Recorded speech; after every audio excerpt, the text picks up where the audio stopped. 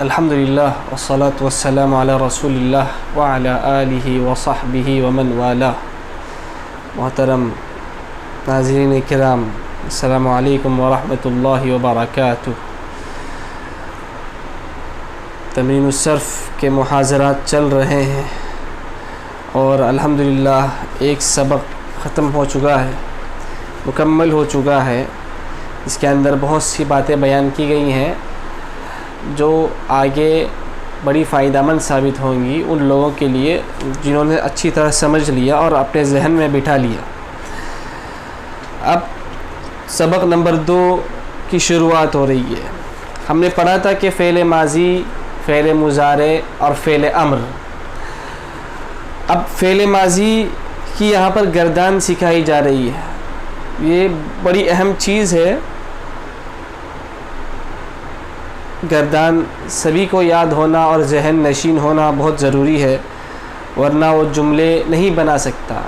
اگر اسے معلوم نہیں کہ جمع کا صیغہ کس طرح بنتا ہے، وہ سب لوگ بیٹھے اس کے لیے کیا آتا ہے، وہ ایک مرد بیٹھا اس کے لیے کیا کلمہ استعمال ہوتا ہے، یہ اگر معلوم نہیں ہوگا تو بات کرنے میں بھی دقت آئے گی، لکھنے میں بھی دقت آئے گی، سمجھنے میں بھی دقت آئے گی. اس لیے یہاں پر گردان کو سکھایا جا رہا ہے. پہلی گردان ہے فعل ماضی کی، اور فعل ماضی کی کون سی گردان ہے؟ فعل ماضی کی معروف کی گردان ہے. معروف مطلب جس کا فاعل پہلے سے معلوم ہو، یعنی کہ کرنے والا معلوم ہو. اب یہاں پر جو گردان سکھائی جائے گی اس کا کرنے والا معلوم ہے، اور یہ گردان مثبت کی ہوگی، یعنی کہ کام کے ہونے کو بتائے گی، کرنے کو بتائے گی. تو سب سے پہلے گردان میں آتا ہے فعل. یہ اصل میں ایک وزن ہے، اسی وزن پر تمام افعال آتے ہیں. یہ یہاں پر دیکھیے فعل.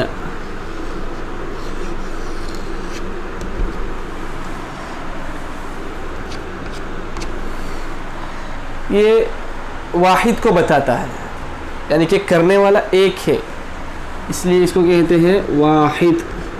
اس کے اندر کون ہے؟ اکیلا ہے کرنے والا. اور یہ مذکر کے لیے آتا ہے، یعنی کہ عورت کے لیے اگر استعمال ہوگا تو دوسرا آئے گا، فعل نہیں آئے گا بلکہ دوسرا فعل آئے گا. اب یہ فعل واحد مذکر غائب. یہ غائب کیا ہے؟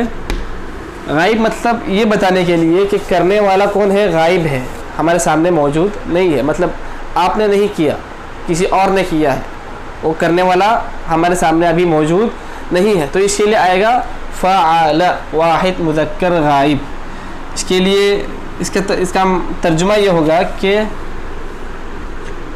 اس ایک مرد نے کیا، اس ایک مرد نے کیا. اب اسی طرح دوسرا آئے گا، ان دو مردوں کے لیے کیا آئے گا؟ فعلا. فعلا. اس کے اندر یہ فعلا کیا بتا رہا ہے؟ کہ کرنے والا ایک نہیں ہے بلکہ دو ہیں. اس کے لیے ہم واحد کا لفظ استعمال نہیں کریں گے بلکہ اس کے لیے ہم استعمال کریں گے تثنیہ کا.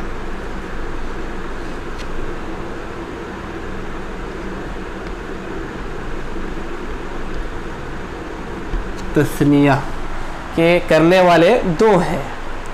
آپ نے پہلے پڑھا ہوگا کہ گزشتہ سبق میں نے گزشتہ درس میں جمع، واحد، تثنیہ ان تماموں کی اصطلاحات کا مطلب بتا دیا تھا. اب نہیں سمجھے تو دوبارہ اس کو سنیے اور پڑھیے. اب فعلا کیا ہے؟ تثنیہ ہے. تثنیہ مذکر غائب. اس کا کیا ترجمہ ہوگا؟ ان دو مردوں نے کیا، ان دو مردوں نے کیا. یہ جمع کے یہ غائب کے صیغے چل رہا ہے، یعنی کہ کرنے والا معلوم تو ہے لیکن ابھی ہمارے سامنے موجود نہیں ہے، اس لیے ہم اس کو کیا کہیں گے؟ غائب کہہ کر پکاریں گے. اب جمع بہت سے لوگوں نے کیا، اس کے لیے کیا آتا ہے؟ فعلو.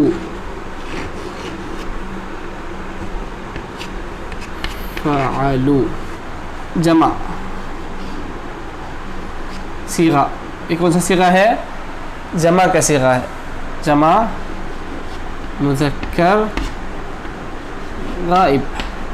اس کا ترجمہ ہوگا ان سب مردوں نے کیا، ان سب مردوں نے کیا. سمجھ میں آئی بات؟ اسی طرح دوسرے بھی صیغے ہیں. اگر عورت کے لیے استعمال کرنا ہے تو کیا استعمال کریں گے؟ عورت کے لیے استعمال کرنا ہے تو آئے گا فعلت.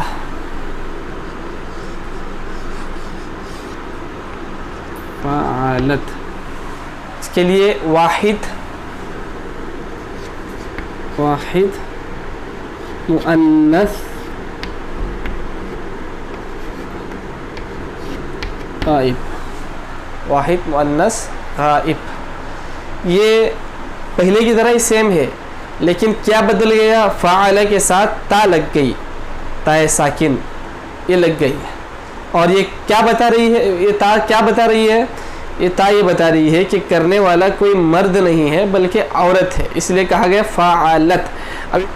اب اس کا ترجمہ یہ ہوگا اس ایک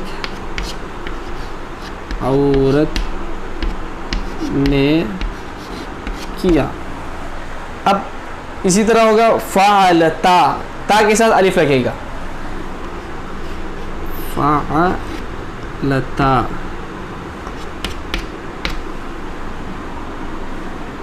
تثنیہ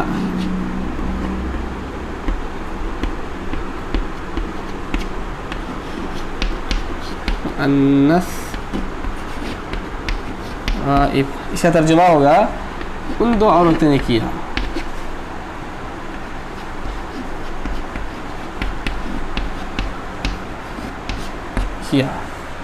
فعلتا تثنیہ مؤنث غائب، ترجمہ ہے ان دو عورتوں نے کیا. اسی طرح ہم اسی پر پوری تمام افعال کو فٹ کرتے جائیں گے. جیسے نصارا واحد مذکر غائب، اس ایک مرد نے مدد کی. نصارا ان دو مردوں نے مدد کی. نصرو ان سب مردوں نے مدد کی. نصرت اس ایک عورت نے مدد کی. نصرتا ان دو عورتوں نے مدد کی. نصرنا ان سب عورتوں نے مدد کی. اب جمع کے لیے کیا صیغہ استعمال ہوتا ہے؟ اور مؤنث کے لیے، مؤنث غائب کے لیے فعلنا.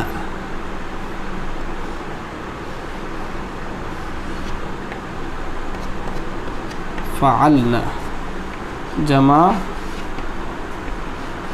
مؤنث غائب. اس کا ترجمہ ہوگا ان سب عورتوں نے کیا، سب عورتوں نے کیا.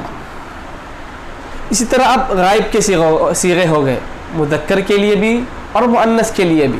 تو دونوں کے لیے غائب کے جو صیغے آتے ہیں ماضی کے بیان کرنے کے لیے وہ ہو گئے. اب ہے مخاطب کے لیے کہ مثلا اگر یہ کہا جائے کہ آپ نے کیا، اس کے لیے کیا استعمال ہوگا؟ اس کے لیے استعمال ہوگا فعلت.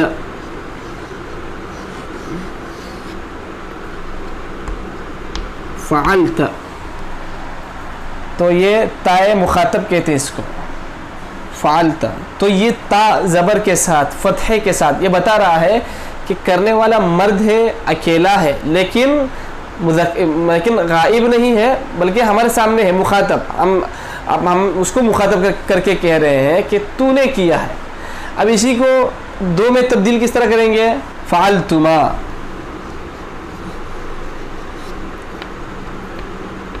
فعلتما تو یہ میم اور الف کا اضافہ یہ کیا بتائے گا؟ یہ بتائے گا کہ کرنے والے دو ہیں اور مخاطب ہیں. اسی طرح فعلتم، تم آنے سے معلوم پڑ جائے گا کہ کرنے والے مخاطب ہیں، مذکر ہیں، لیکن دو سے زائد ہیں. جمع کا صیغہ اس کو کہیں گے کہ ایک جماعت نے کیا، تین لوگوں نے کیا، 4 لوگوں نے کیا، اس کے لیے آتا ہے جمع کا صیغہ فعلتم.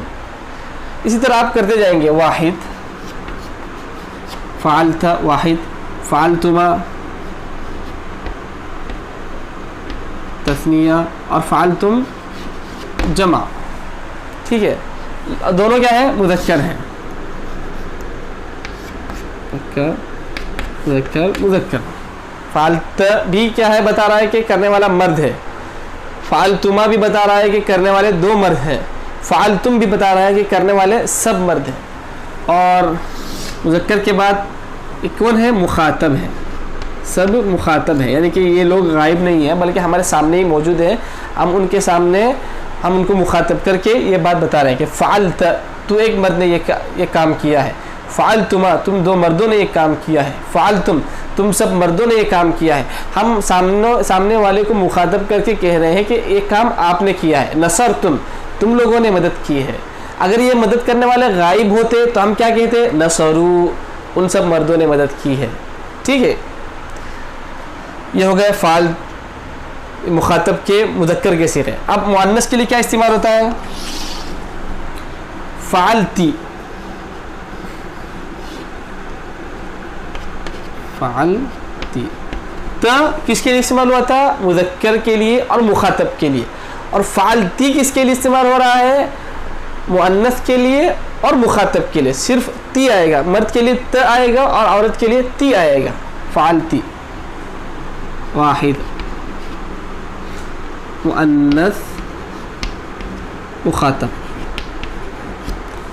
فعلتما دوسرے تثنیہ کے لیے آئے گا فعلتما. فعلتما مرد کے لیے بھی سیم آئے گا، عورت کے لیے بھی سیم آئے گا. اگر آپ 2 مردوں سے مخاطب ہو کر کہہ رہے ہیں آپ دونوں نے مدد کی ہے، نصرتما کہیں گے.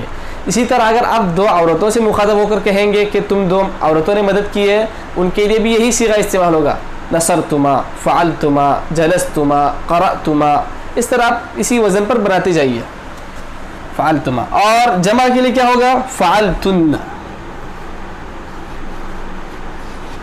فعلتن. ٹھیک ہے، فعلتن یہ بتائے گا کہ یہ کرنے والی عورتیں مخاطب تو ہیں اور جمع کا صیغہ ہے. یہ کون سا صیغہ ہے؟ جمع کا صیغہ ہے اور عورتیں ہیں، مؤنث ہے. فعلتن، فعلتما تثنیہ، تثنیہ مؤنث مخاطب. اور فعلتن جمع مؤنث مخاطب. یہ ہو گیا. اچھی طرح اس کو سمجھ لیجئے، ذہن نشین کر لیجئے. اب مثلا یہ کہا جائے کہ میں نے کیا، مردوں کے لیے غائب کے لیے بھی آیا، مخاطب کے لیے بھی آیا، 1 کے لیے بھی آیا، 2 کے لیے بھی آیا، جمع کے لیے بھی آیا.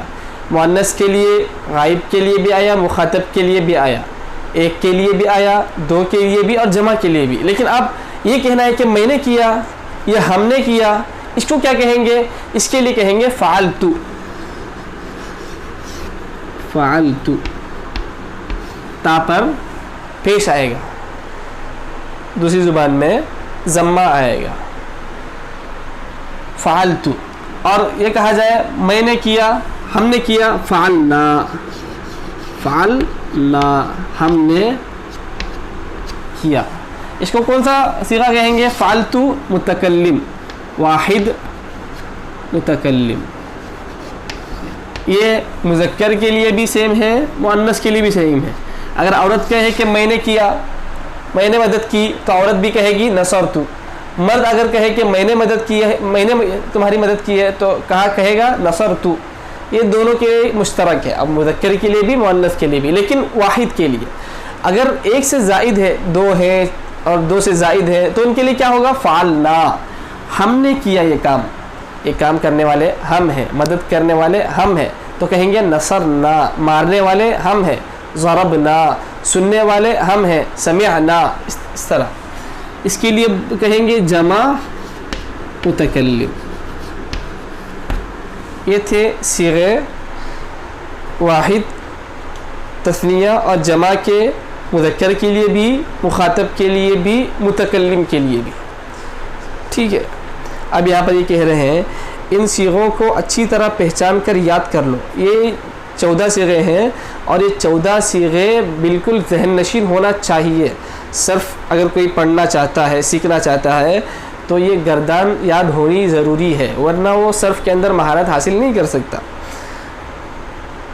اب دیکھیے یہ کل 14 صیغے ہیں. متکلم کے صیغے ایسے ہیں کہ وہ مذکر مؤنث تثنیہ و جمع کے لیے مشترک آئے ہیں. مذکر کے لیے بھی استعمال ہوگا فالتو, مؤنث کے لیے بھی استعمال ہوگا فالتو واحد کے لیے, اور فعلنا یہ جمع کے لیے بھی استعمال ہوگا, تثنیہ کے لیے بھی استعمال ہوگا, اور یہ مذکر کے لیے بھی ہوگا اور مؤنث کے لیے بھی ہوگا. جیسے فعلتو میں نے کیا, یعنی ایک مرد ہو یا عورت ہو دونوں کے لیے استعمال ہوگا. 2 صیغوں کے بجائے فعلنا ہم نے کیا, ہم دو مردوں نے یا ہم 2 عورتوں نے, مطلب 2 سب کے لیے مشترک ہے, ہم سب مرد یا ہم سب عورتوں نے. ٹھیک ہے, 4 صیغوں کے بجائے اگر ان سب کو علیحدہ شمار کیا جائے تو کل 18 صیغے ہوتے ہیں. جیسے فعلتو مؤنث کے لیے بھی کہا جائے, مذکر کے لیے الگ الگ کیا جائے, تو یہ 14 سے بڑھ کر کتنے ہو جائیں گے, 18 ہو جائیں گے. لیکن چونکہ بعض صیغوں سے کئی معنی سمجھ میں آ جاتے ہیں اس لیے ان کو علیحدہ نہیں کیا گیا. ٹھیک ہے, فعلتو اگر کوئی مرد کہے یا عورت کہے تو سمجھ میں آتا ہے کہنے والا کون ہے اور کیا بیان کرنا چاہ رہا ہے, تو اس کے لیے پھر الگ سے صیغے بنانے کی ضرورت پیش نہیں آئی. اس وجہ سے اس کو اسی کے اندر ضم کر دیا گیا ہے. تو ان کو ملا کر ٹوٹل ہو گئے 14 صیغے, واحد مؤنث غائب, یا اس طرح واحد مذکر غائب, تثنیہ مذکر غائب, جمع مذکر غائب. پھر اس کے بعد نمبر آتا ہے واحد مؤنث غائب, تثنیہ مؤنث غائب, جمع مؤنث غائب. ٹھیک ہے, اس کے بعد نمبر آتا ہے مخاطب کے لیے, واحد مذکر مخاطب, تثنیہ مذکر مخاطب, جمع مذکر مخاطب. پھر نمبر آتا ہے مخاطب کا مؤنث کے لیے, واحد مؤنث مخاطب, تثنیہ مؤنث مخاطب, جمع مؤنث مخاطب. پھر آتا ہے متکلم کے لیے, یعنی جو میں خود کہہ رہا ہوں. اگر میں کہوں کہ میں نے پڑھا ہے تو کہے گا قرأت, ہم نے پڑھا ہے قرأنا, تو یہ سب کے لیے مشترک ہوگا. تو یہ کل 14 صیغے ہیں. اب اس کو ذہن نشین کر لیجئے اور اچھی طرح سمجھ لیجئے. اللہ تعالی ہمیں سمجھنے کی توفیق نصیب فرمائے. وصلی اللہ علی محمد وآلہ وصحبہ اجمعین والحمد للہ رب العالمین.